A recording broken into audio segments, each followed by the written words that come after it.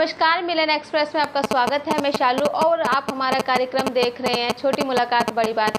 हम अपने इस कार्यक्रम में हर बार एक आपको नई शख्सियत से मिलवाते हैं जो अपनी लाइफ में बहुत से अचीवमेंट हासिल कर लेते हैं।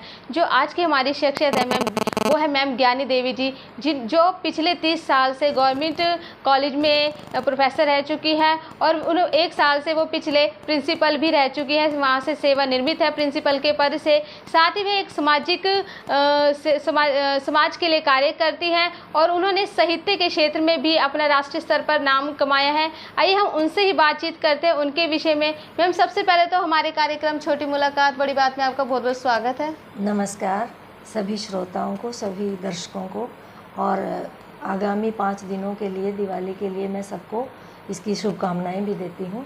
सबको दिवाली मुबारक हो।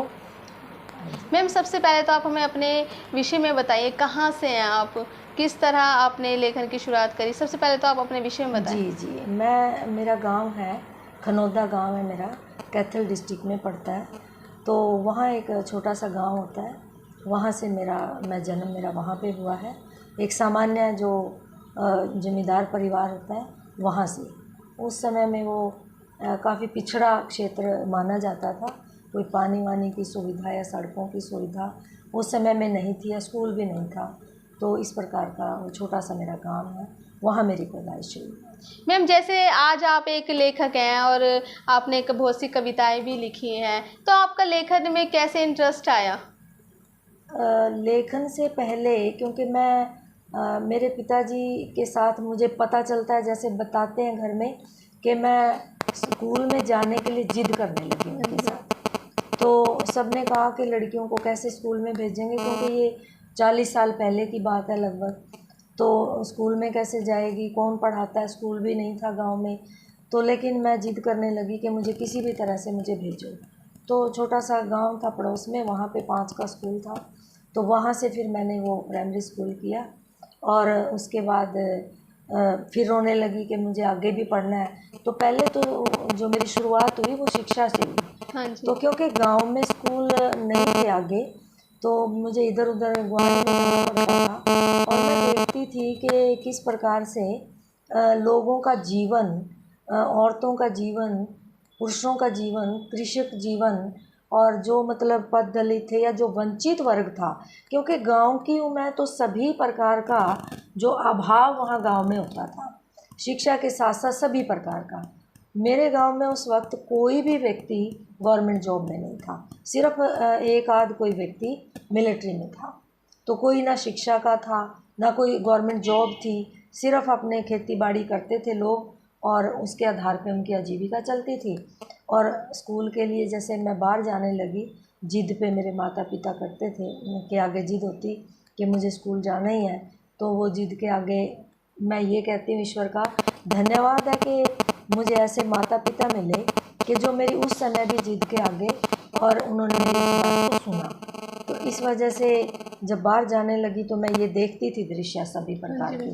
तो वो जो दृश्य थे, कहते हैं ना कि औरों की आंखों से आंसू कवि का दिल रोता है। औरों की आंखों से आंसू कवि का दिल रोता है। न केवल दिल रोता है बल्कि उसकी आंखों से आंसू खून टपकता है, और तब जाकर दिल का ये दर्द कविता में ढलता है। तो मैं देखती थी, और बहुत संवेदनशील थी मैं।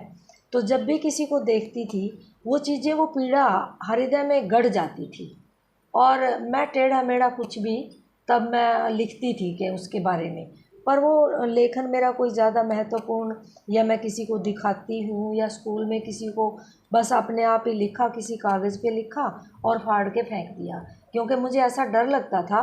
और ये चीज़ लगभग मेरी चलती रही। जब मैं कॉलेज में प्रोफेसर थी, इतने सालों से प्रोफेसर थी, तब तक चलती रही, लिखना और फाड़ देना। क्यों? क्योंकि मुझे ये लगता था कि कोई उस कागज़ पे लिखा हुआ देख लेगा और सोचेगा कि ये तो तुमने उनकी कहानी लिख दी, ये तो तुमने उसके जीवन के बारे में बात की है, उसके दुख को तुमने उघाड़ दिया लोगों के सामने, या उसके संघर्ष को तुम ऐसे बता रही हो, कोई क्या कहेगा कि तुम मतलब हमारी बातें कर रही हो।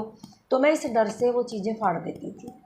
तो मैम, आपने अब जब तो आप फाड़ देती थी, लेकिन हाँ। जैसे जैसे आप आगे बढ़ती गई, वो लेकिन आपने जब फिर किस तरह प्रकाशित हुई आपको लेकर? टर्निंग हाँ पॉइंट हाँ कैसे आया हाँ जी। कि सेक्टर 9 में मैं रहती हूँ और हमारे सामने ही एक डीसी रहते थे, डॉक्टर वो सॉरी विमल चंद्रा जी। वो पहले शुगर मिल में एमडी होते थे और उसके बाद वो डीसी बन के सिरसा चले गए, लेकिन उनकी फैमिली और वो क्योंकि ट्रांसफ़र उनकी वहाँ पे हो गई और वहाँ उनको शुगर मिल में मिला हुआ था मकान, तो वो छोड़ना पड़ा। तो डॉक्टर साहब के साथ उनके अच्छे थे, तो उन्होंने कहा कि जी हमें कोई मकान दिलवाओ, तो उन्होंने सामने ही मकान था और दिलवा दिया। तो उनकी वाइफ और वो आते जाते थे घर, तो मैंने एक कविता लिखी हुई थी औरत के ऊपर, औरत की दास्तां, कि कभी पिता के भी शत्रु की शिकार बनती बेटी, कभी भाइयों के वैर का चुकाती बहन बदला, कभी पति की इच्छाओं पर बली होती ललना, कभी औलाद ही ममता का उसकी घूंट देती गला, कभी वस्तुबन बंटती है पांडवों में औरत, कभी धोबी की तर्जनी से स्थित तेरा तुला, और यशोधरा को सोते हुए छोड़ गया गौतम, यूं विश्वास तेरा बुद्ध से महात्मा ने चला। एक लंबी कविता है।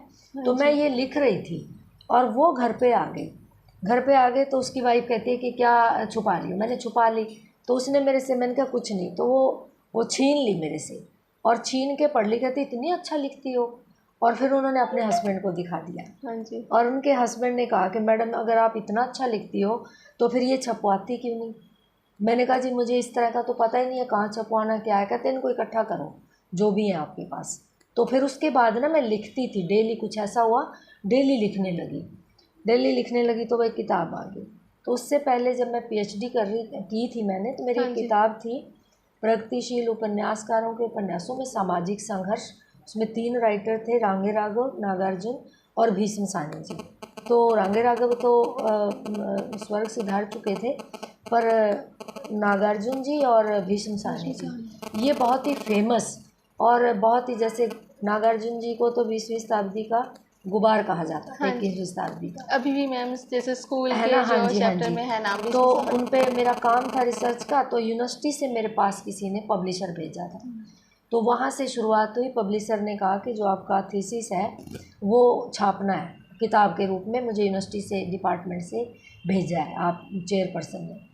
तो मैंने वो अपना दे दिया उनको और वो किताब छप के आई। तो उसके बाद मुझे हौसला हुआ उनको बोलने का कि तुम क्या कविता भी छाप देते हो? तो फिर उन्होंने कहा मैडम क्यों नहीं छाप देते हैं। तो फिर मेरी पहली जो किताब आई थी वो पोइट्री की ही किताब थी मेरी पहली, और वो था उसका नाम था, अच्छा हाँ जी, पोइट्री की किताब थी मैम। हाँ जी, और उसका नाम था काव्यांजलि पहली किताब थी मेरी। उसके साथ ही थी दूसरी अभिमन्यु का संकल्प। मैम जो काव्यांजलि थी तो उसमें किस तरह की, किस विषय को लेकर आपने ये पोएम्स थी? हाँ जी, क्योंकि मैं बड़ा मतलब छोटा मुँह बड़ी बात कह रही हूँ आज, क्योंकि वो जो मेरी किताब थी वो बिल्कुल ही मानवतावादी किताब थी। मैं ईश्वर से प्रार्थना करती हूँ कि मुझे ऐसा इंसान बना कि मैं मतलब क्या कर सकती हूँ मैं आम आदमी के लिए, मैं मतलब कुछ भी जो अपने जीवन को किस प्रकार से मैं समर्पित कर दूँ, इंसानियत मेरे अंदर कैसे हो। और इस प्रकार की वो किताब थी। मेरे अंदर प्रश्न थे कि मतलब मुझे कोई ऐसा गुरु मिल जाए और जो मुझे मार्गदर्शन करे, और मैं दुनियादारी में जो इतने गुरु धारण किए हुए हैं उनसे मुझे डर लगता है। मेरे ये सवाल थे ईश्वर से, मतलब कुछ ऐसा था कि मैं जैसे ही आँख बंद करके बैठती थी अकेले में, तो मेरे ये सवाल मैं प्रश्न करती थी ईश्वर से और अपने आप ही जैसे उतर रही थी वो।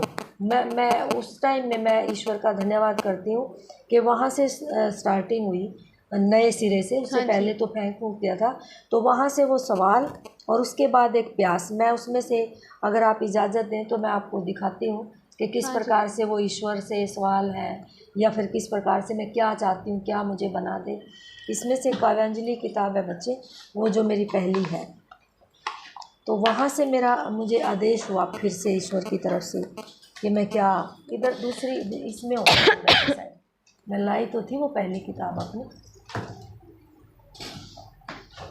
क्योंकि रचना तो ये पहली नहीं है, लेकिन हाँ बुक रूप में, पोइट्री की बुक रूप में ये पहली किताब है।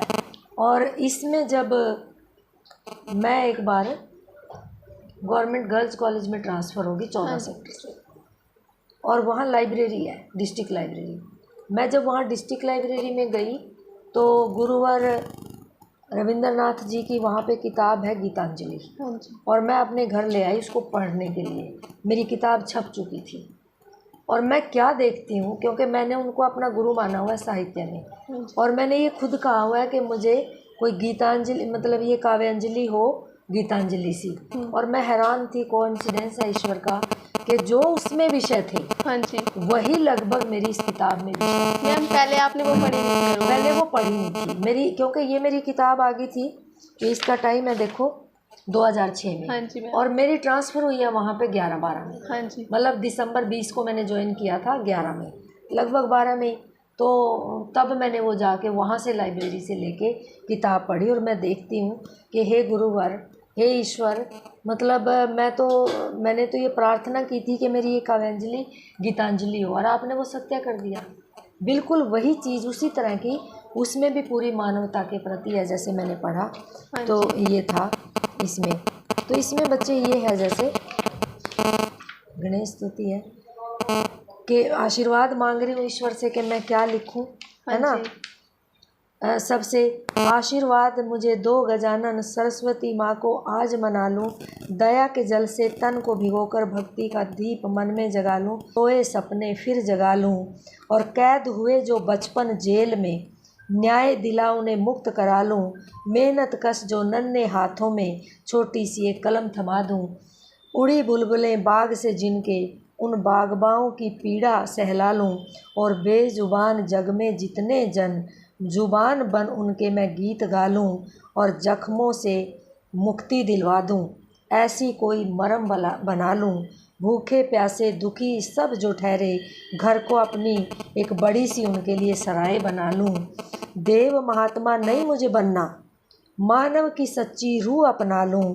सूरज चंदा की नहीं है चाहना, दीपक बन डगर जगमगा लूं, और तेरा दिया सब तुझे सौंप कर भौतिकता से मुक्ति पालूं, जन सेवा में वक्त गुजारूं, बस यही मैं अपना ध्येय बना लूं, और इच्छा पूर्ण होगी तभी जब तेरी बताई राह अपना लूं, आशीर्वाद मुझे दो ये गजानन के सरस्वती माँ को आज मना लूं। मैम इसमें इसी तरह की जैसे पोएम्स हैं सभी, बस हर सभी तरह की सब, हाँ, जैसे हर जगह पे बस यही है, मतलब हर जगह आपने भगवान से एक प्रार्थना की हुई है। प्रार्थना की है। या जैसे मैं, है ना, कि तेरे दर के द्वार बहुत हैं, किससे भीतर आऊँ मैं, पापों से तो बोझ मरी हूँ, कैसे मुक्ति पाऊँ मैं, रिश्तों के इस भ्रम जाल में बट गया जैसे यह शरीर, अपने घर की राह भूल गई, गलियों में भटकी अधीर, मोह माया के तिम्र जाल से कैसे मुक्ति पाऊँ मैं, ज्ञान दीप मग रोशन कर दे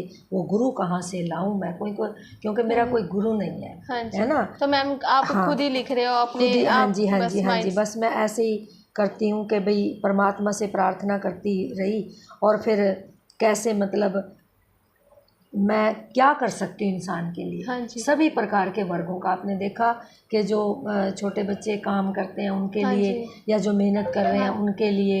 मैम ये तो आपकी जैसे काव्य, ये तो काव्य, काव्य से रिलेटेड है मैम। और आप साहित्य में आपने क्या क्या रचनाएं हैं, क्या उपन्यास होगी, कहानियाँ किस तरह की? मेरी जैसे टोटल 17 किताबें पब्लिश्ड हैं। हाँ जी। और 3 किताबें पब्लिश होने वाली हैं, जिनमें से एक उपन्यास, एक कहानी और एक पोइट्री। ये एडिटिंग चल रही है, फाइनल वो आने वाली है। तो इनमें से जो आ चुकी हैं, इनमें 6 किताबें तो हैं मेरी पोइट्री। इनमें जैसे एक तो ये काव्यांजलि है, एक अभिमन्यु का संकल्प। अभिमन्यु का संकल्प टोटली सामाजिक समस्याओं पर है। और मैम इसमें किस किस तरह की समस्या होगी? इसमें ये समस्या बच्चे कि आज जो मनुष्य है ना, वो छल, प्रपंच, धोखाधड़ी, चोरी, रिश्वत, इस तरह की चीज़ों में, भ्रष्टाचार में लिप्त है। हाँ जी। और एक सच्चा इंसान जो ईमानदार भी हो, और सच्चाई भी है, ईमानदारी भी है उसके अंदर, कर्मनिष्ठ भी है, जो वो आदमी बहुत ज़्यादा आज पीड़ित है, उसकी बात कोई सुन नहीं रहा। तो मैं ये इन सब चीज़ों को, जो छल, प्रपंच है, पाप है, दोगलापन है, विशेष रूप से लोगों का, रिश्वत, भ्रष्टाचार, ये जो इस तरह की चीज़ें समाज में आ गई ना, पतन हो रहा है जैसे हमारे जीवन मूल्यों का, तो मैं इसको एक चक्रव्यूह मानती हूँ। और मैंने एक सच्चे इंसान को जो अर्जुन का पुत्र था अभिमन्यु, वो कहा है। और मेरी एक कविता है उसमें। और जैसे अब नारी के ऊपर भी आपने कहीं भी बहुत ज्यादा लिखा है, क्योंकि जैसे आपने बताया जिस तरह आपने स्ट्रगल करके आप आगे आई हैं, तो वो सब आपने परिस्थितियां देखी जहाँ पे स्ट्रगल जिस लेवल पे आज आप आना बहुत मुश्किल था उस समय से। बिल्कुल बिल्कुल। तो मैम, नारी के ऊपर आपने जो लिखा है किस तरह के विषय पे बात की है? बेटा शुरुआत ही मैंने अपने जीवन से की। हाँ जी, तो क्योंकि बहुत अर्ली स्टेज पे मेरा रिश्ता पक्का कर दिया था और शादी तय कर दी थी जी। तो लेकिन मैंने फिर अनशन शुरू कर जी ने कहा कि भाई मैं आपके बच्चों की ज़िंदगी बर्बाद नहीं करना चाहता, जो भी होगा कोई बात नहीं। तो ऐसे ऐसे मतलब वहाँ से शुरुआत होगी बेटा सामाजिक बुराइयों की या विषमताओं का विरोध करने का। तो खैर फिर वही था कि अब रिश्ता भी तोड़ दिया और आगे भी पढ़ रही हूँ, क्योंकि गांव में तो स्कूल भी नहीं था। ग्वांड में 8वीं टीक से की, 10वीं फिर 9वीं 10वीं ब्रॉड से की, फिर कैथल से किया BA, फिर RKSD से MA, फिर ऐसे करते करते और मेरी MA में शादी कर दी फिर, है ना। तो हर साल मुझे ऐसे ही मतलब रोटी छोड़नी पड़ती थी, अनशन कह लो उसको, कि मुझे आगे पढ़ना है। क्योंकि ऐसी लड़की से कौन रिश्ता करेगा कि जो मतलब रिश्ता तोड़ दिया जिसने, और वो तो आगे पढ़ रही है ना, इसके बराबर की टक्कर का लड़का मिलेगा। क्योंकि एजुकेशन कम थी ना उस ज़माने में। हाँ जी, तो लड़कियों को पढ़ाते नहीं थे, और पढ़ी लिखी लड़की जिसने रिश्ता तोड़ दिया उसके साथ तो कोई भी रिश्ता नहीं करेगा। तो ये समस्या थी। तो इस वजह से फिर लेकिन मुझे जिद थी कि पढ़ना है। तो खैर मेरे मास्टर जी आते थे स्कूल में, मेरे पिताजी को समझाते थे, है ना। तो ये मेरा सहयोग मैं कहती हूँ ईश्वर का। और मेरे जो गुरुजन थे ना स्कूलों में जिन्होंने मुझे पढ़ाया, वो मेरे साथ खड़े थे। वो मुझे मतलब मेरे पिताजी को समझा जाते थे कि लड़की को पीछे नहीं छोड़ना, मतलब आपने इसको आगे पढ़ाना है जितना ही पढ़ना चाहती है। तो उनके मतलब लगा लो उनके सहयोग से। और मेरे पिताजी को शिक्षा का तो था, लेकिन ये दिक्कत थी कि कहाँ कहाँ भेजूँ अकेली लड़की को, है ना। और सड़कें भी नहीं थी बेटा उस टाइम तो कच्ची सड़कों पे जंगलात से मैं जाती थी, ये समस्याएं थी इस टाइप की। तो उस प्रकार की परिस्थितियों से निकल के आई ना। तो मैंने एक एक चीज़ को देखा। बाहर जाती हूँ, विदेश में जाती हूँ, दूसरे गांव में जाती थी, तो किस प्रकार से वो उनकी थोड़ी ना मैं बेटी थी। बाबा जी मुझे कहते हैं कि बेटा सिर लपेट के, सिर पे चुन्नी लगा के अच्छे से जाया कर, क्योंकि हमारी बेटी है, तुम बाहर की बेटी नहीं है, ध्यान रखना। तो बेटा मैं अपने बैग में चाकू रखती, है ना, कि भाई मैं अपनी सुरक्षा के लिए, आत्मरक्षा के लिए चाकू रखती मैं, है ना। और सारी तरह का विरोध सहन करना पड़ा। पाली आली तो ये रास्ते में मिलते हैं तो ये वो मतलब यूँ कुछ भी कमेंट करते तो खड़ी होके और चाकू निकाल लेती थी। तो मैं इस तरह का करती थी मैं ना। तो वहाँ फिर प्रचार हो गया। एक ये था कि मेरे पिताजी का या हमारे परिवार का ना नाम था बेटा, तो जानते थे मैं किसकी बेटी हूँ। फिर भी मतलब ये समस्याएं तो आती हैं लड़कियों के लिए ना। खैर मेरी इज्जत बचाई ईश्वर ने। उसके बाद तो एक नाम हो गया कि बड़ी तू मान सिंह की लड़की है। मेरे पिताजी का नाम चौधरी मान सिंह है, तो फिर तो ये नाम हो गया, ग्वांड में चलने लगा कि बड़ी तू मान सिंह की लड़की है। और एजुकेशन देख के बेटा फिर पंचायत, मेरी शादी होगी जब मेरे पास हिसार आए कि बेटा अब स्कूल की परमिशन आई है गांव में, अब तुम बताओ स्कूल 8वीं का बनवाना है एक लड़कियों का और 10वीं का अलग लड़कों का, या इकट्ठा 12वीं का। तो अगर मेरी सलाह लेते हो जी, मैंने कहा आप तो फिर तो इकट्ठा बनवाओ, क्योंकि लड़कियां गांव की तो हैं, अपनी बेटियां ही तो हैं, बहनें तो हैं, तो 12वीं में भी तो इकट्ठी होकर पढ़ेंगी, तो इकट्ठा ही कर दो, है ना। 8वीं के बाद 10वीं फिर लड़कों के साथ ही तो पढ़ना है, तो क्यों अलग अलग करना है, एक ही 12वीं का कर लो। तो बेटा फिर तो ऐसे मान सम्मान लोग करने लगे कि मतलब मेरे को भी ये था कि ईश्वर मेरे दादाजी की इज्जत रखना, पगड़ी उसकी बचा के संभाल के रखना। उन्होंने इतना बड़ा मेरे ऊपर विश्वास किया। तो बल्कि उन्होंने मेरे को, बेटा देखो मैं हैरान हूँ, उन्होंने मुझसे ये कहा था कि बेटा जो लड़का तुझे पसंद हो मुझे बता दे। मतलब इतनी आज़ादी मुझे मिल गई थी उस टाइम कि मेरे दादाजी ने मुझसे ये पूछा था कि बेटा अगर तेरे को पसंद हो ना कोई लड़का, हम उसके साथ कर देंगे, तुम बता। तो मैं उनकी बात को कैसे मतलब टाल सकती थी, अपनी मर्जी की कैसे कर सकती थी। मेरी लाइफ में कोई लड़का था भी नहीं और आ भी कैसे सकता था। जिन्होंने मेरे को माँ बाप ने पाल पोस के बड़ा किया और इतना मेरे कहने से मेरे को आगे पढ़ा रहे हैं, है ना। सब सभी सामाजिक बंधन तोड़ दिए जिन्होंने, रिश्ता तक मेरे कहने से तोड़ दिया, समाज की परवाह नहीं की, उनकी का अपमान या उनकी बेइज्जती कैसे हो सकती देख सकती थी मैं। तो उनकी मर्जी से बेटा रिश्ता किया। जैसा तुम लड़का ढूंढोगे, लेकिन इतना ज़रूर ध्यान रखना पढ़ा लिखा हो। और वो तो उन्होंने देख लिया, अभी पढ़ा लिखा नहीं था वो लड़का, इसीलिए तो रिश्ता टूटा था। मैम, जो आपने अभी जो नारी के विषय में लिखे हैं, आपकी हाँ। कौन कौन सी बुकें हैं? बेटा मेरी तो सारी, जैसे ये मैं द्रौपदी नहीं हूँ, हाँ जी, तो ये मैं द्रौपदी नहीं हूँ। आजकल जैसे हमारे यहाँ पे लड़कियों की समस्या है, बहुत मतलब मेरी पुरस्कृत कहानी भी है इसमें। हाँ जी, काश कहानी के गर्भ में मार देते हैं बेटियों को, तो वो बेटी क्या कहती है, वो पुरस्कृत हुई थी कहानी हरियाणा साहित्य अकादमी से। तो और ये मैं द्रौपदी नहीं हूँ इसी विषय पे है कि जैसे लड़कियां हमारे हरियाणा में कम हैं और लड़कों की शादी नहीं हो रही, तो हम खरीद के ले आते हैं, है ना। हिमाचल से ले आते हैं, बंगाल से ले आते हैं या बिहार से ले आते हैं। तो वो लड़की यहाँ आ गई शादी होके, लेकिन फिर उनका कई जगह पे ऐसा आया, बल्कि मेरे अनुभव में है ये मैं काल्पनिक कहानी नहीं है, ये मेरे अनुभव की कहानी है कि मैंने देखा ऐसा करैक्टर कि जिस घर में उस लड़की को ख़रीद के लाया गया था, उस घर में कई कुंवारे थे लड़के। तो उसको फिर ऐसे सोचा गया कि वो हर एक की पत्नी बनेगी। इस लड़के ने उसका विरोध किया, तो वो कहते हैं कि ये तो भूमि वैसी है, उसको पीटने मारने लगे। अगले ही एक रात तो वो पहला लड़का आया जो मतलब जिसके साथ वो आई थी बैठ के हिमाचल से, अगले दिन दूसरा आ गया। तो लड़की को इतनी सी तो पहचान होगी ना, भी ये तो है नहीं वो। तो इसने कहा कि तुम कौन हो? तो कहता है तुम्हारा दूसरा पति। वो तो सुन के सन होगी कि ये क्या मतलब है। तो वो कहती है कि मतलब ये क्या मतलब है तुम्हारा। तो वो उसको बहुत गालियाँ देता है, पीटता है कि तुम, ये तो भूमि वो है जिसके द्रौपदी के 5-5 पति थे, तुम किस खेत की मूली हो, तुम अपने आप को कैसे सती सावित्री समय, हम तेरे को खरीद के लाए हैं, तुम्हारा खरीदे हुए आदमी का मतलब अपना क्या अस्तित्व होता है। तो वो लड़की मतलब बोल तो नहीं सकी उस टाइम कुछ भी, सारा सहन करना पड़ा। लेकिन हाजत फराग के लिए गांव में बाहर जाते हैं खेतों में, तो जैसे लोई पार्टी 4-1 बजे से उसने कहा किसी कि भी मुझे बाहर जाना है दिशा फिराक के लिए। तो जो गांव घर में औरत थी वो उसको खेत में लेके गई। तो जैसे ना खेत में इन्हीं दिनों की शादी का टाइम था, ये ज्वार बाजरे खड़े होते हैं, तो ज्वार में घुस गई वो, और वो तो चलती गई, वो वहाँ से भाग जाती है लड़की, और फिर अपने पिता के पास भी नहीं जाती।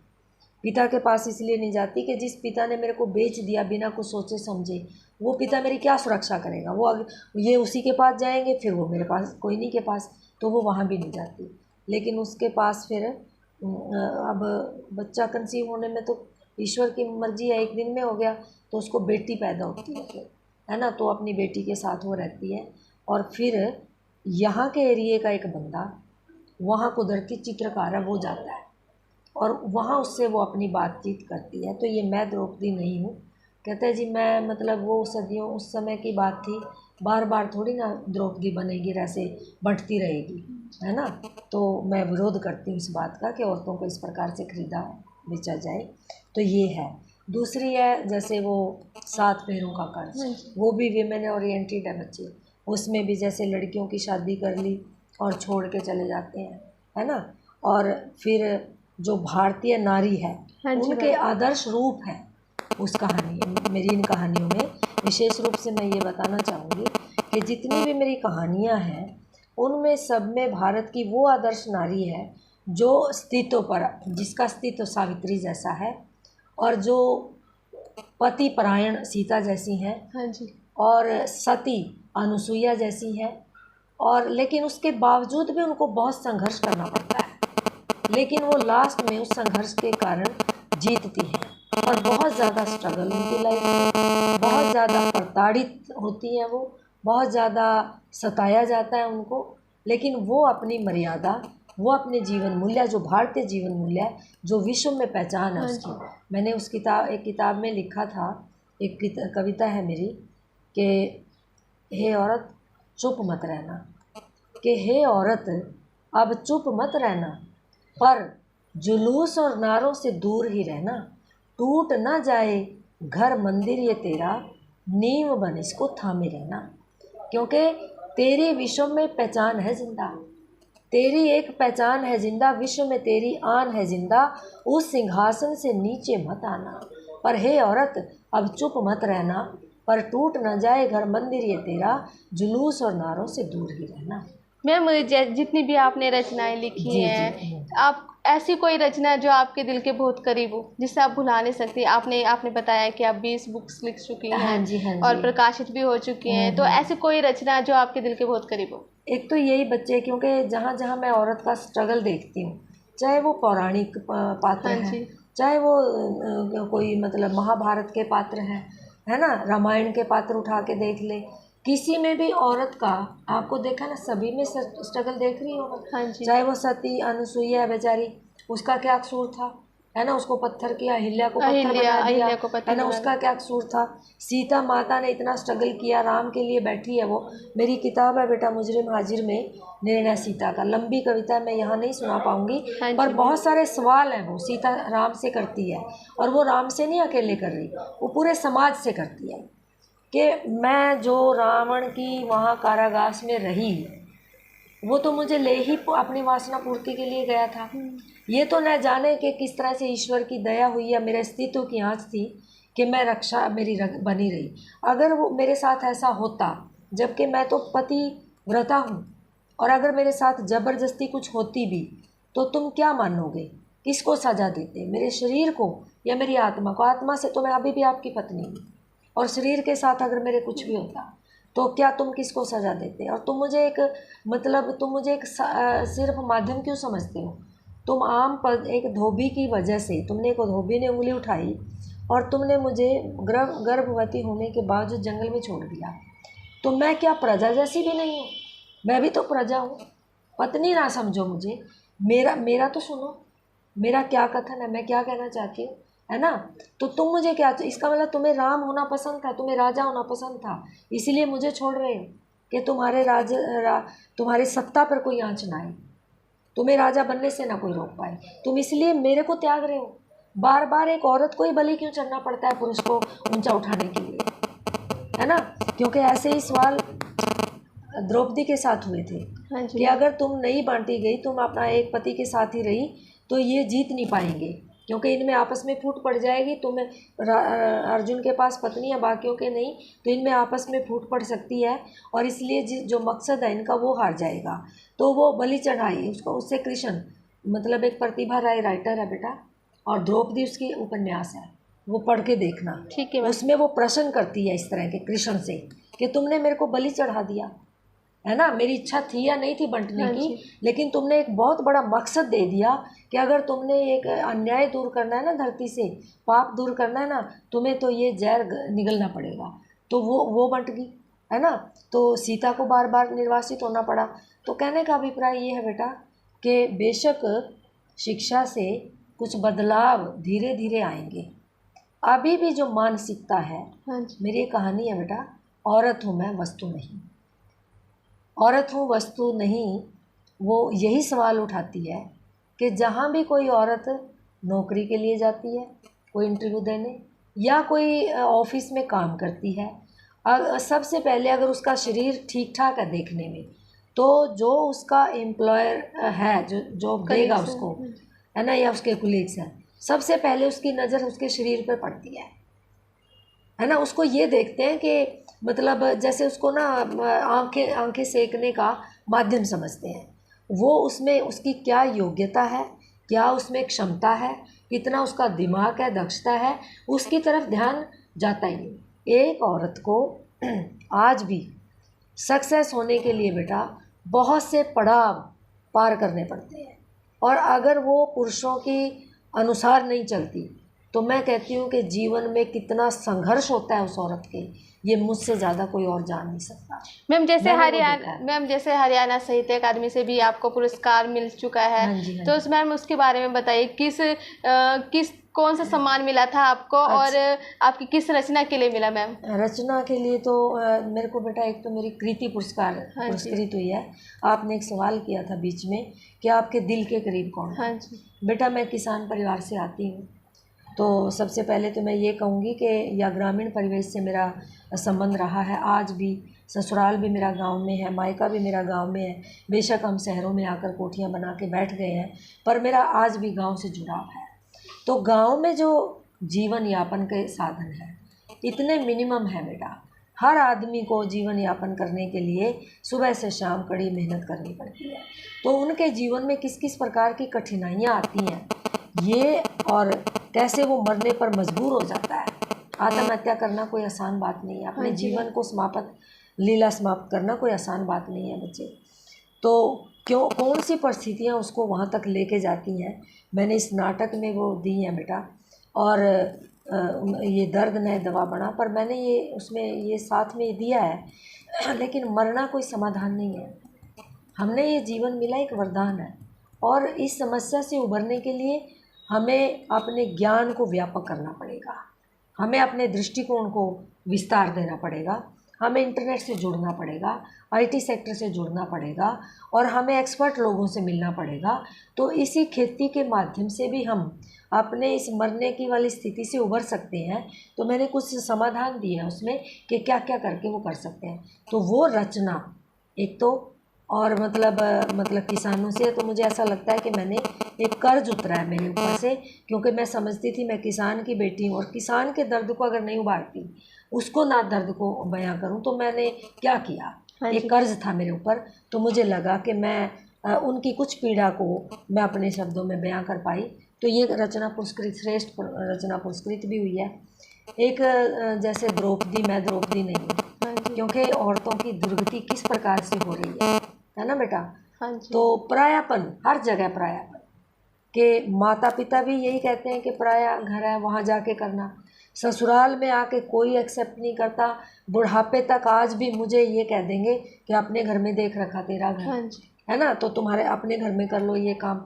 यानी कि कितनी पढ़ी लिखी हो, कितनी बड़ी ऑफिसर हो बेटा, समाज की जो मानसिकता है, जड़ता है ना, जो संकीर्ण सोच है औरत के प्रति, आज भी उसमें कोई बहुत ज़्यादा बदलाव नहीं मैं देखती मुझे कहते हुए। हालांकि ये लगता है कि बहुत, अब कितनी मुट्ठी भर लड़कियां हैं वो तो, जिसको लेकर कितनी सी ज्ञानी देवी हैं जिसका आप इंटरव्यू ले रहे हो आप, है ना, कितनी सी हैं। सारी तो हम आम जनता तो हमारी गांव में, या आम जनता तो आम है ना, साधारण जनता जो है, उनके जीवन से पूछ के देखो ना। और उनसे मैं डे टू डे लाइफ में मिलती हूँ, और उनके, क्योंकि मेरा ये पैशन है बेटा।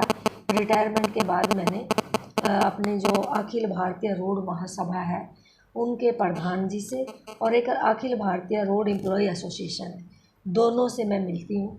और उन्होंने मुझे अपने साथ जोड़ के मेरा उनसे उन्होंने मेरे सुझाव को मान लिया। मैं धन्यवाद करती हूँ दोनों संस्थाओं का कि मैंने जो सुझाव दिया था कि भाई देखो, शिक्षा तो लड़कियां ले रही हैं, अब तो ये तो आ गया बदलाव, लड़कियों को तो पढ़ाते हैं, इसमें तो दो राय नहीं है। एक तो लड़कियां पढ़ लिख के और केवल अधूरा ज्ञान लेकर जो परिवार टूटने की नौबत आई है ना। लड़कों में तो कोई बदलाव है नहीं, पहले भी ऐसे थे, अब भी थे। अब लड़कियां मुंह खोलने लगी हैं, अब वो बराबरी का दर्जा चाहती है ना। लेकिन वो तरीका क्या है, वो थोड़ा सा मार्गदर्शन उनको चाहिए, है ना। तो हमें क्यों ना हम ऐसे करें कि हम गांव-गांव में जाएं, एक एक गांव को अपनाएं, या किसी गांव को गोद ले लें, और वहाँ पे जो सामाजिक समस्याएं आ रही हैं, चाहे वो किसी भी क्षेत्र में, आर्थिक क्षेत्र में आ रही हैं, और महिला जगत से संबंधित है, या किसी भी प्रकार के युवा वर्ग की समस्याएं हैं, या सामाजिक इश्यूज़ हैं, जो शराब का नशा की प्रवृत्ति बढ़ रही है, दहेज की बढ़ रही है ना जी, या इस प्रकार की जो भी मुद्दे, परिवार टूटने की है, ये जिस तरह के मुद्दे हैं, क्यों ना हम जा के इनमें जागरूकता लाएं। तो उनका बहुत बहुत धन्यवाद। उन्होंने कहा मैडम आपने पहल करनी है इसमें, हम आपके साथ हैं, जहाँ भी आप चाहोगे। तो बेटा इस प्रकार का हमने कार्यक्रम शुरू कर रखा है। जाते हैं भी, जैसे जैसे टाइम निकालते हैं, तो उसमें एक महिला जागृति मंच साथ में जुड़ा हुआ है, बहुत सी बहनें साथ जुड़ गई हैं, और हम जाते हैं लड़कियों से, औरतों से बात करते हैं, और इन समस्याओं से बात करते हैं कि परिवार क्यों टूट रहे हैं, क्यों ऐसा हो रहा है। तो आई ये चीज़ें निकल कर, यानी मैम सोशल वर्क में भी आप सक्रिय हैं मैं उसमें, हाँ जी, क्योंकि मुझे ये लगता है कि बेटा इस जीवन को ना जितना भी इस समाज के प्रति समर्पित किया जाए, मानवता के प्रति समर्पित किया जाए, है ना, उतना ही कम है। क्योंकि बहुत कुछ दिया, ईश्वर ने बहुत कुछ दिया, बहुत मान सम्मान मिला अपने लोगों से, स्कूल में कॉलेज में जहाँ भी रही, बहुत मान सम्मान अपने विद्यार्थियों से मिला।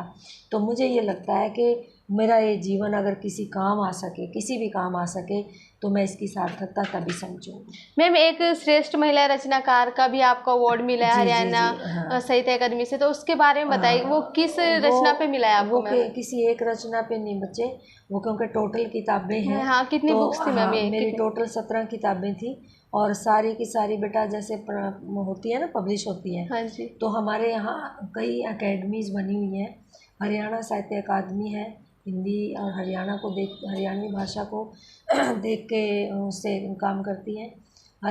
वो क्या नाम, पंजाबी हरियाणा साहित्य अकादमी है, उर्दू साहित्य अकादमी है ना, इस तरह संस्कृत साहित्य अकादमी है। तो मेरा रुझान हिंदी और हरियाणवी में है, तो मैं हरियाणा साहित्य अकादमी में फिर वो किताबें जमा करवा देती थी। उनके पास सारी किताबें थी, और 2 किताबों को ग्रांट भी दी थी उन्होंने, श्रेष्ठ रचना है की वजह से कि ये छपने के लायक है। तो एक तो ये मैं द्रौपदी नहीं हूँ, और एक तमाशा कहानियों की किताब है, उसको भी उन्होंने ग्रांट दी थी। तो ये सारी उनके पास थी। उसके आधार पे और जो भी मेरा काम, क्योंकि इन किताबों के ऊपर पूरे देश में यूनिवर्सिटीज़ में बच्चों ने मेरे साहित्य पे एमफिल की हुई है। 6-7 बच्चों ने एमफिल की है। कोई हैदराबाद से है, कोई चेन्नई से है, और कोई बेंगलोर से है, कुरुक्षेत्र से है, रोहतक से कर रहा है ना। तो इस प्रकार से ना 5-6 एमफिल और 2 पीएचडी, 3 पीएचडी, एक संपन्न हो चुकी है, 2 चल रही हैं। तो ये काम वो देखते हैं, फिर उसके आधार पे उन्होंने सोचा होगा, और उस आधार पर फिर मेरे को 2 लाख का बेस्ट राइटर, विमेन राइटर का पुरस्कार मिला था। तो मैं उनका भी धन्यवाद करती हूँ कि उन्होंने मेरे इस लेखन को और महत्व दिया और इस योग्य समझा कि वो पुरस्कार पा सके। मैम, जैसे अब आजकल जैसे आधुनिकता आ गए, तो उनका जो आजकल के युवा लोग हैं, युवा लोग भी हो गए, जैसे बच्चे हो गए, काफ़ी देखा जाए तो उनका रुझान ये लेखन की तरफ कम हो चुका है। मतलब कुछ पढ़ने में भी ज़्यादा इंटरेस्ट नहीं लेते, तो उनको क्या कहना चाहेंगे मैम? हाँ, मेरा बेटा देखो, क्योंकि इतने आधुनिकता आ चुके हैं, सब सोशल मीडिया, इसको लेकर मैम आपके क्या विचार है? बिल्कुल। देखिए, युवा वर्ग को प्रेरित करने के लिए एक तो हरियाणा साहित्य अकादमी में ही, मतलब मैं युवाओं की जानकारी के लिए बता रही हूँ कि जो सुन रहे हैं, कि हरियाणा साहित्य अकादमी ने स्वयं एक युवा करके ना, जो अच्छा पाठक है, पाठक शिरोमणि का, एक अच्छा पाठक शिरोमणि का पुरस्कार, बल्कि मेरे ही कहने पर एक बच्चे ने, वो बहुत पढ़ता था, और मैं नाम लूँ, डॉक्टर मुकेश कुमार है, तो वो बहुत पढ़ता था, बहुत मैगजीन लाता था और बहुत पढ़ता था लड़का। मैंने उसको कहा कि बच्चे, तुम इतना पढ़ते हो, इतनी मैगजीन खरीदते हो, किताबें खरीदते हो, क्यों नहीं तुम वहाँ जमा करवा देता अपना सारा रिकॉर्ड। तो उसको श्रेष्ठ वो पाठक शिरोमणि पुरस्कार मिला। तो एक तो पाठकों के लिए प्रेरणादायक ये चीज़ें कि जितना हम पढ़ते हैं उनके लिए भी पुरस्कार है बेटा वहाँ से, और एक युवाओं के लिए कई पुरस्कार है, एक नहीं कई पुरस्कार, कि लेखन की दिशा में आए। क्योंकि ये जो सृजनात्मकता है और जो क्रियात्मकता है, बच्चे, हमारी जो बुद्धि है उसको सक्रिय करती है ना। और लेखन खासकर जोड़ने का काम करता है, मानव से मानव को जोड़ने का काम करता है, इसमें सकारात्मक सोच को डेवलप करता है। तो इसलिए इस दिशा में एक तो उस वहाँ से ये प्रेरणादायक है कि पुरस्कार मिलते हैं पढ़ने वालों को भी। अगर आप रेगुलर मैगजीन मंगवा के, किताबें मंगवा के अपना रिकॉर्ड रखो और उसको वहाँ पे बताओ कि भाई फार्म आते हैं, जब भी वो पुरस्कार निकलते हैं उसमें भर दो मेरा इतना है, वो उसका दूसरा ये बच्चे कि ये इसमें कोई दो राय नहीं है कि आजकल युवा वर्ग, विशेष रूप से युवा वर्ग में जो सोशल मीडिया के प्रति रुझान है, उन्होंने किताबों को पढ़ने की प्रति उनकी रुचि थोड़ी कम हुई है। पर मेरा ये भी मानना है कि अगर किताबें थोड़ा अच्छा साहित्य हो, है ना, एक तो ये बात अच्छा, तो देखो कोशिश हर लेखक अच्छा साहित्य लिखने की ही करता है, लेकिन एक तो खरीद कर पढ़ना, है ना, युवा वर्ग को ये लगता है कि वो किताब खरीदनी पड़ेगी आपको, है ना, और सोशल मीडिया पे अपना खोला पेज हाँ जी, और वो वहीं से पढ़ लिया। लेकिन एक आपके पास धरोहर, एक लाइब्रेरी, एक जो एक सभ्य समाज की एक पहचान होती थी ना, लाइब्रेरी, एक किताब में घर में एक ऐसा कोना जहाँ आपके पास सिलेक्टेड बहुत अच्छी अच्छी राइटर्स की किताबें होती थी, है ना, उस घर की उस घर को एक अच्छा सुसंस्कृत सा घर और सभ्य सा लगता था ऐसे। तो इस प्रकार का अगर माता पिता उस दिशा में बच्चों को लेकर जाएं, बल्कि मैं तो ये कहती हूँ कि ये जो चीज़ें हैं ना हमारे यहाँ देखने में कम आती हैं किताबें पढ़ने का। मैं यूएसए गई थी बेटी के पास, तो वहाँ क्या है कि वहाँ पे छोटे बच्चों को भी, और लाइब्रेरी में स्पेशली, लाइब्रेरी में इस प्रकार से प्रावधान है कि वहाँ छोटे बच्चों को पढ़ने के लिए बुलाया जाता है, मतलब कहानियाँ सुनाई जाती हैं। तो फिर पहले तो वो खुद कहानियाँ सुनाते हैं, स्टोरी टेलर होते हैं स्पेशल लाइब्रेरी में, बच्चों को लेके आते हैं और वो स्टोरी टेलर उनको स्टोरी सुनाते हैं, और फिर धीरे धीरे उन बच्चों में रुझान बढ़ जाता है। मैं मतलब वही बात है कि व्यक्तिगत सी हो जाती है कुछ बातें, लेकिन उसका ये प्रभाव देखा मैंने अपने परिवार में। मेरी नाती है, मेरी बेटी की बेटी, वो अभी फर्स्ट में है और पढ़ना क्योंकि वहाँ से शुरू करती थी वो बेटी, वहाँ लाइब्रेरी ले जाती थी, तो उसका इतना रुझान बढ़ गया बेटा। वो यहाँ आई गर्मियों में, हमने प्रताप पब्लिक स्कूल के 2 कार्ड बनवाए। किताब पढ़ने का रुझान घर से शुरू होता है। मेरा मतलब कहने का ये है कि माता पिता को भी इस दिशा में, क्योंकि वो इधर उधर भटकता है बच्चा, फ़ोन पकड़ा देती है माँ उसको, है ना, कि मेरे को काम करने दे। लेकिन अगर बच्चे को धीरे धीरे पढ़ने की आदत डाली जाए तो बच्चे का किताबें पढ़ने का रुझान हो जाता है।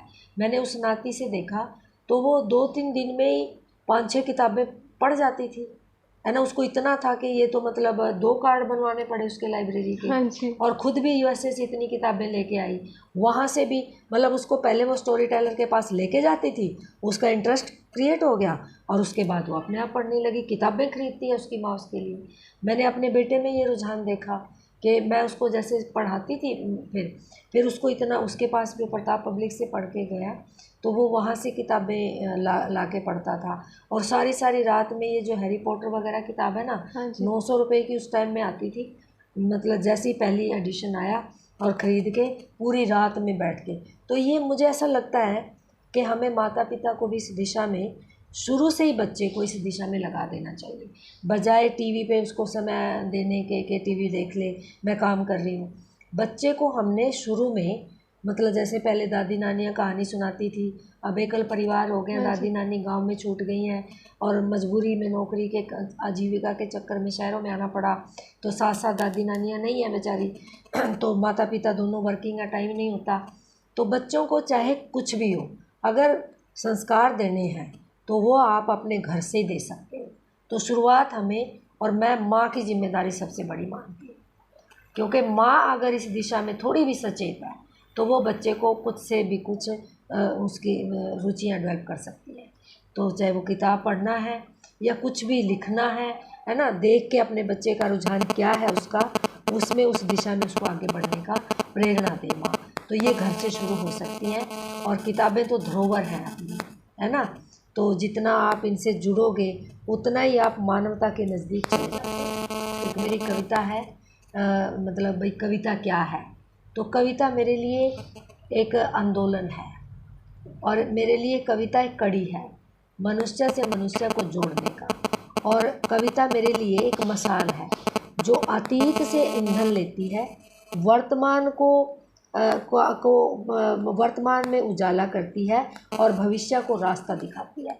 कविता वो कड़ी होती है कि जो हमें अपने अतीत से भी जोड़ती है, कि हमारे जो पूर्वज थे, हमारा जो गौरवमयी इतिहास था वो क्या था, है ना। अगर हम किताब नहीं पढ़ते, केवल सोशल मीडिया पे वर्तमान से जुड़े हैं, वर्तमान से जुड़ना बहुत अच्छी बात है, लेकिन हमारी जड़ें कहाँ हैं, उन जड़ों में भी जाना चाहिए, क्योंकि वहीं से हमें ईंधन मिलता है आगे बढ़ने का।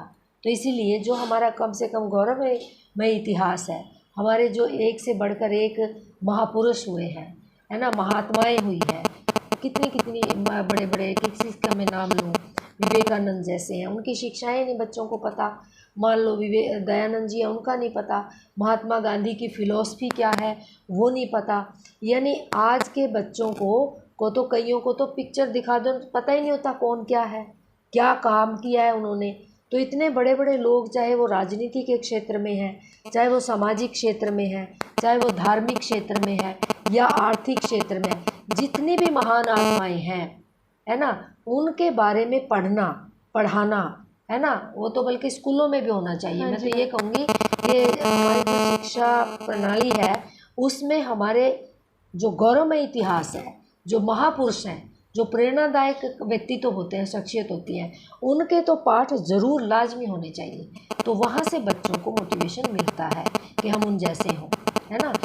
तो ये मेरा युवा पीढ़ी के लिए है कि अगर हमें अपने गौरवमय इतिहास से जुड़ना है और उसके ऊपर फ़ख्र करें, उनके पदचिन्हों पर चलना है, तो मेरी विनती है युवा वर्ग से कि वो बहुत अच्छी किताबें, इस प्रकार की किताबें पढ़ें और उनके उन आदर्श जीवन मूल्यों से जुड़ें और हमारे इस भारतीयता को, हमारे इस पूरा जो संस्कृति जो हमारी है, जो हमारा पूरा इतिहास है, जो हमारा पूरा दर्शन है, इस दर्शन को समझें और इसको फैलाएं विश्व में, इसमें पूरे विश्व में इसको फैलाने का काम करें। तो ये युवा पीढ़ी ही कर सकती है और ये तभी कर सकती है जब ये किताबों की ओर इनका रुझान बढ़ेगा। और ये रुझान तभी बढ़ेगा जब इनको घर में वैसा माहौल मिलेगा, और ये माहौल तभी मिलता है जब एक माँ शिक्षित होती है, सुसंस्कृत होती है, उसे भी अपने अतीत के गौरवमय इतिहास का दर्शन से, पुराणों से, अपने पूरी संस्कृति से, है ना, इस भारतीयता से, उसके जीवन मूल्यों से और उन आदर्शों से अगर उसे प्यार है, और वो तभी अपने बच्चों को उस प्रकार का बनाए। मैं तो बल्कि ये बताना चाहूँगी यहाँ आपके चैनल के माध्यम से, मुझे पुरस्कार में एक बार कॉलेज में किताब मिली थी स्वामी दयानंद सरस्वती की, और उनकी किताब है सत्यार्थ प्रकाश। सत्यार्थ प्रकाश, हाँ जी। मैं विशेष रूप से बताना चाहती हूँ इस चैनल के माध्यम से, मैं भी बाकी बच्चों की तरह से उस टाइम में मैंने वो किताब नहीं पढ़ी, ये सोच के कि धार्मिक किताब है, शायद मेरे लायक नहीं है।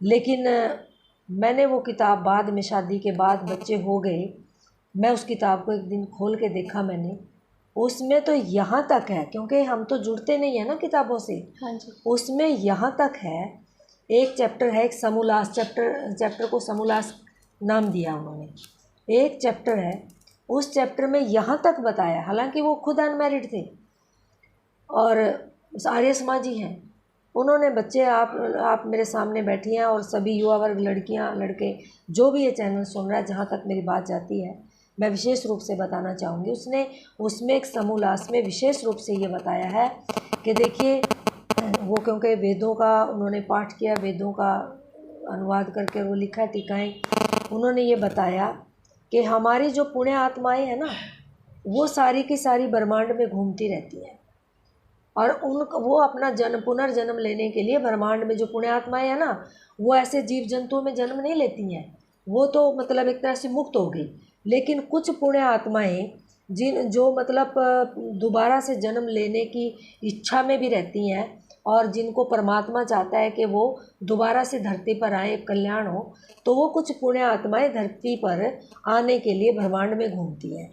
और जिस भी आत्मा को, जिस भी दंपत्ति को जिस तरह की आत्मा अपने कोख में धारण करनी हो, उसकी तैयारी करनी पड़ती है।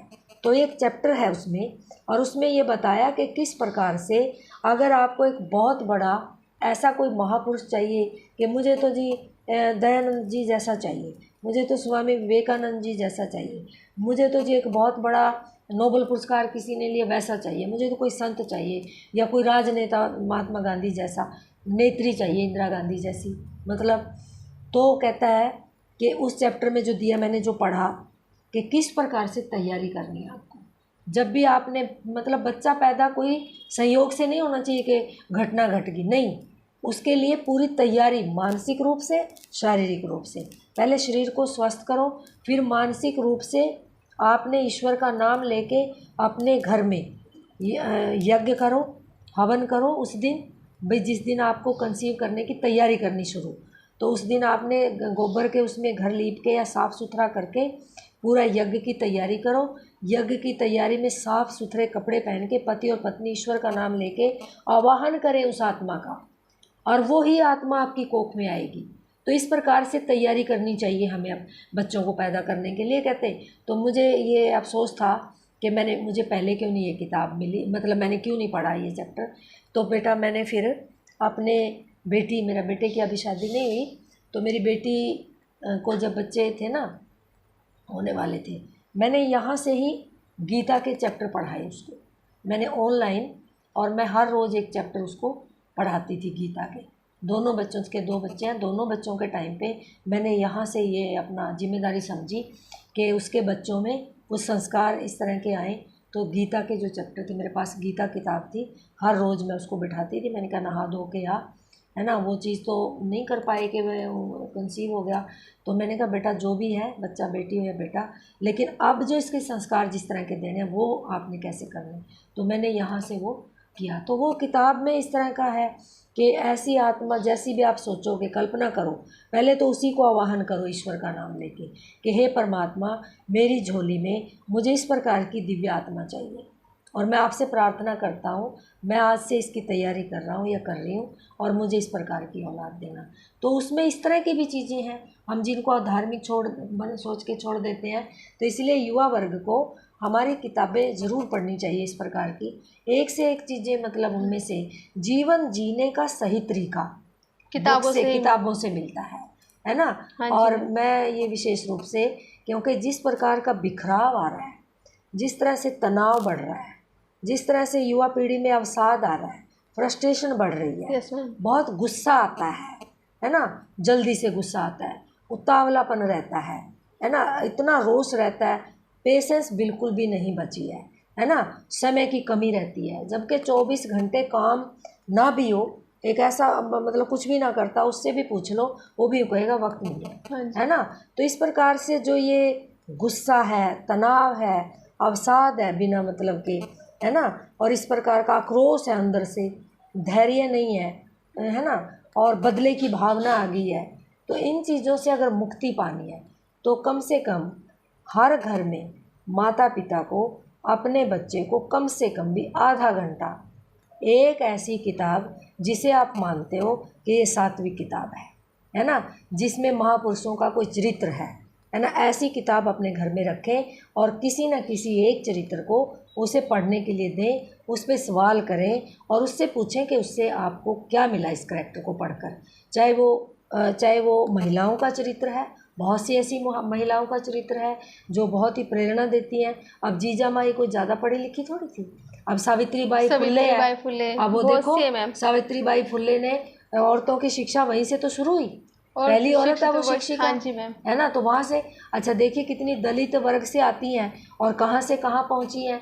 तो ये सोच का फ़र्क है ना, आगे बढ़ने की सोच आप में जितनी होगी। तो इसलिए मेरी माँओं से, सभी से ये प्रार्थना है कि ट्यूशन के लिए बच्चों को दूसरों के घर में छोड़ने की बजाय अगर वो पढ़ी लिखी हैं अपने आप पढ़ाएं, और साथ में कोई ना कोई एक ऐसा बहुत ही महापुरुषों की जीवनी अपने घर में खरीद के रखें, और अपने बच्चे को कम से कम भी आधा घंटा हमारी भारतीयता को जीवित रखने के लिए, उसकी जो एक पहचान है उसे ज़िंदा रखने के लिए वो ज़रूर किताबों को पढ़ने के लिए दें। ये मेरा युवा वर्ग को और बहनों को सबको मैं यही विनती उनसे करूँगी।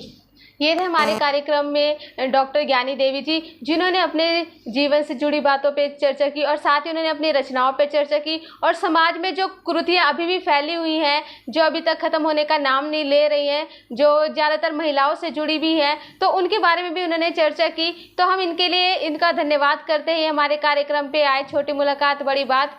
मैम सबसे आपका बहुत बहुत धन्यवाद, आप हमारे कार्यक्रम में आए छोटी मुलाकात बड़ी बात पे, और आपने इतनी अच्छी बातें बताई जो युवा वर्ग जाने और